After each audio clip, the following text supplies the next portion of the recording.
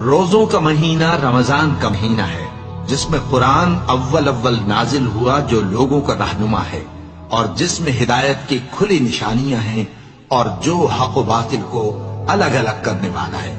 تو جو کوئی تم میں سے اس مہینے میں موجود ہو چاہیے کہ پورے مہینے کے روزے رکھے، اور جو بیمار ہو یا سفر میں ہو تو دوسرے دنوں میں روزے رکھ کر ان کا شمار پورا کر لے۔